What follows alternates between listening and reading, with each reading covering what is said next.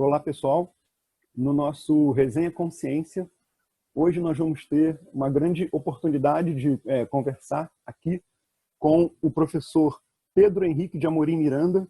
Ele é professor no Centro Universitário de Caratinga, campus Nanuq, Minas Gerais. Professor Pedro, muito obrigado pela sua presença hoje aqui no nosso quadro Resenha Consciência.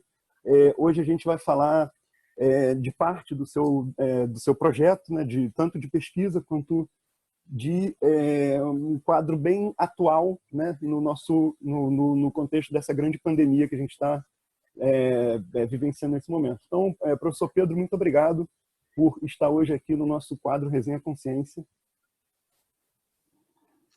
Boa tarde, eu quem agradeço. É sempre bom a gente falar de ciência e falar de ciência num cenário atual. Infelizmente, uma pandemia, mas falar de ciência é extremamente importante. É a ciência que move o desenvolvimento, que move as pesquisas e a possível cura, se Deus quiser. Vai chegar, vai chegar. Vai chegar. Pedro, você tem uma experiência, desde a época do seu mestrado, né, você vem trabalhando com diabetes, e especificamente diabetes tipo 1, mas diabetes de um modo geral. E o que a gente tem visto hoje é um assunto que está muito recorrente em relação à influência, né, como uma comorbidade, como um quadro agravante na progressão da Covid-19. A gente gostaria de conversar um pouquinho dentro desses dois tópicos. Primeiro sobre o seu trabalho, como é que você desenvolveu o seu projeto de pesquisa sobre diabetes. Fala um pouquinho do processo de mestrado e de doutorado seu nessa área. Então, Felipe, eu me formei na UFOP, Universidade Federal de Ouro Preto, sou farmacêutico, graduado, e tanto no meu projeto de mestrado quanto no de doutorado, que foi uma sequência, o nosso foco foi o tratamento farmacológico do diabetes tipo 1. É bastante interessante quando eu comento quando a gente pensa em tipos de tratamento, se a gente parar para pensar diabetes tipo 1, qual que é o tratamento? O único tratamento é a insulina.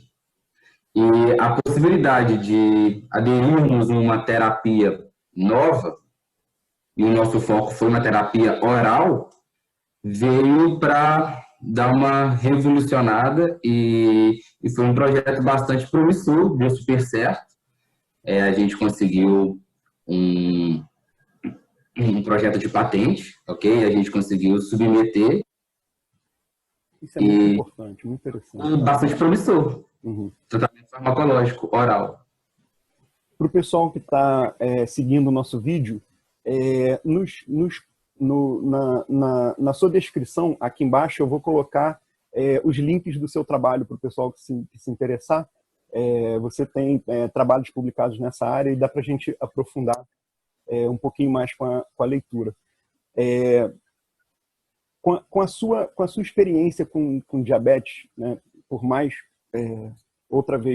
que tenha sido um foco no diabetes tipo 1, como é que você vê essa relação hoje da diabetes com a Covid-19, um fator que tem preocupado muita gente, que se enquadra, né, dentro do famoso grupo de risco hoje, considerando que boa parte da população tem tendência, né, a apresentar algum aspecto associado com diabetes.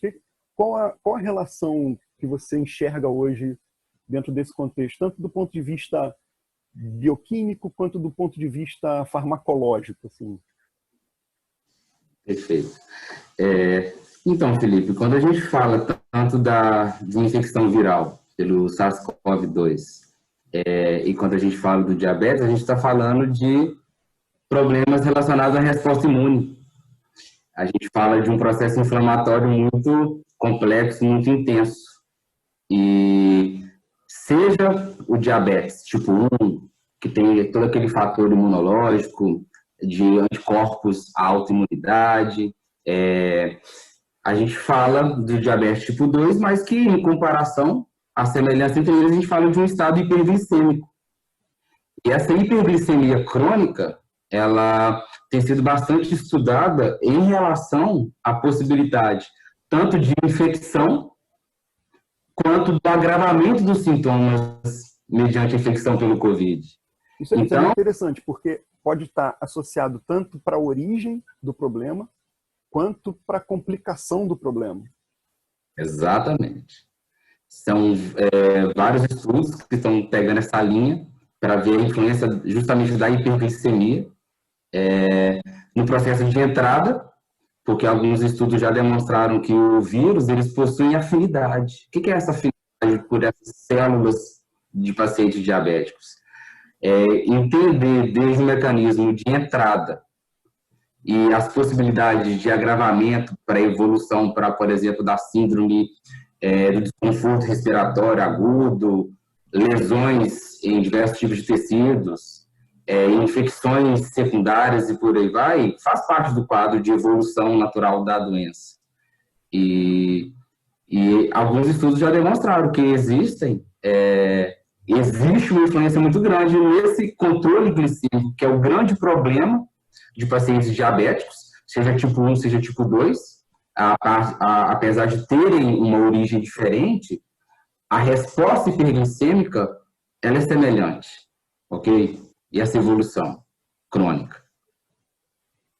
Isso é um assunto muito amplo, né? Quando você faz esse link entre as complicações do quadro diabético com uma inflamação crônica, né? com uma resposta imunológica desregulada, em alguns casos até autoimunológica, né? Quando células do indivíduo atacam compartimentos do próprio corpo, né? Isso você vê como um problema biológico, como um complicador para se chegar a um fármaco, a um mecanismo terapêutico, não só para a Covid-19, mas para outras viroses, outras patologias que se utilizam dessa combinação. Hiperglicemia, resposta imune desregulada, inflamação.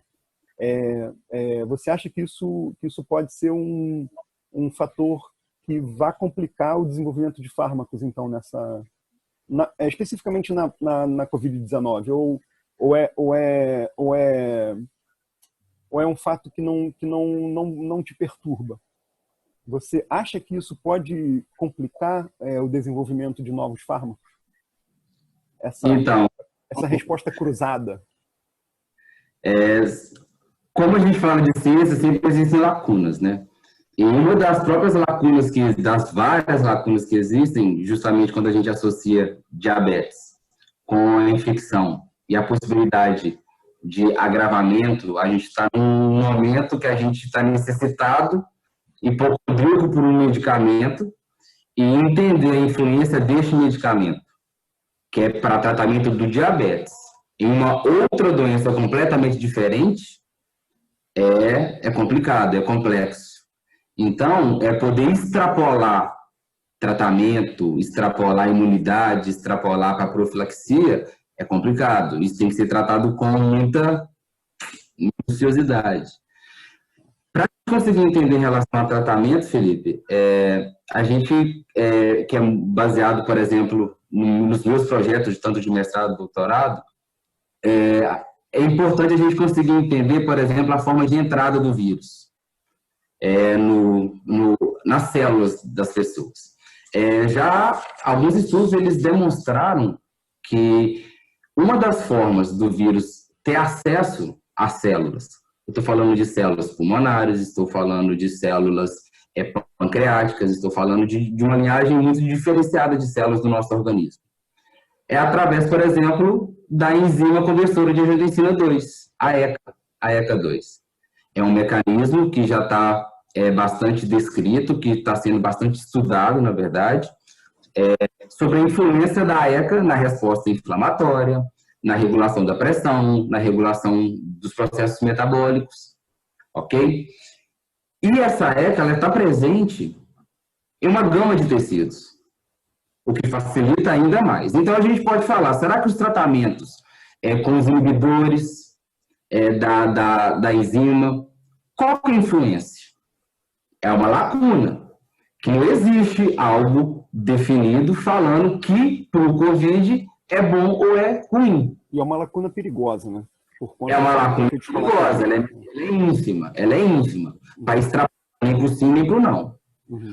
A forma de acesso do vírus a essas células é através de uma enzima que se chama de peptidilpeptidase 4, é a DPP4. E você trabalhou no seu mestrado e no doutorado? Exatamente. Um dos focos foi essa enzima. Uhum. Essa enzima, Felipe, ela está presente também em uma variedade de tecidos do nosso organismo. Está presente no endotélio, está presente no pâncreas, está presente em várias regiões do nosso corpo. E essa enzima também é uma forma de acesso do vírus às nossas células. Então, eu já estou falando que ele consegue entrar nas nossas células por duas vias, e são vias diferentes. Uhum. Essa enzima, Felipe, a adipeptidase 4, é uma enzima que ela está ligada diretamente na clivagem e na degradação dos hormônios incretinas do nosso corpo. Esses hormônios incretinas, a gente tem vários representantes, com o principal dele, um dos principais é o GLP-1, que é um peptídeo que é semelhante ao glucagon. E ele está diretamente relacionado ao controle metabólico.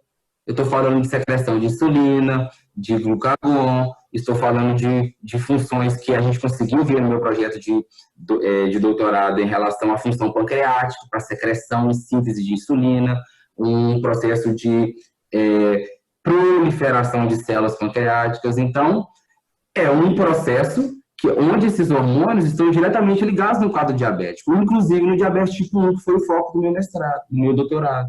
Ok? E existem medicamentos já patenteados que são os inibidores da enzima. Então, imagina, a enzima ela degrada esse hormônio importante no metabolismo.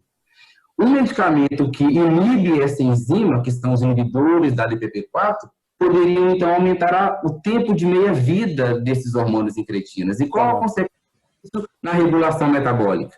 Principalmente na regulação do metabolismo de glicose, por exemplo. Ok?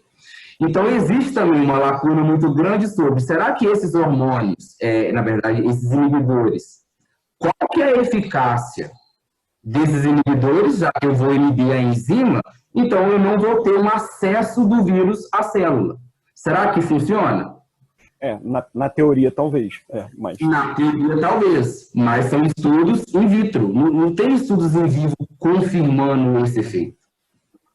Tanto que é uma situação multifatorial, né? Não é muito complicado você focar num ponto, porque o próprio vírus vai se utilizar de outros mecanismos, os nossos próprios tecidos vão ter formas diferentes de promover uma resposta.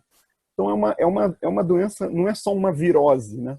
É uma doença multifatorial, uma doença que talvez tenha um viés metabólico, né? Não é só a presença do vírus ali que causa uma resposta inflamatória.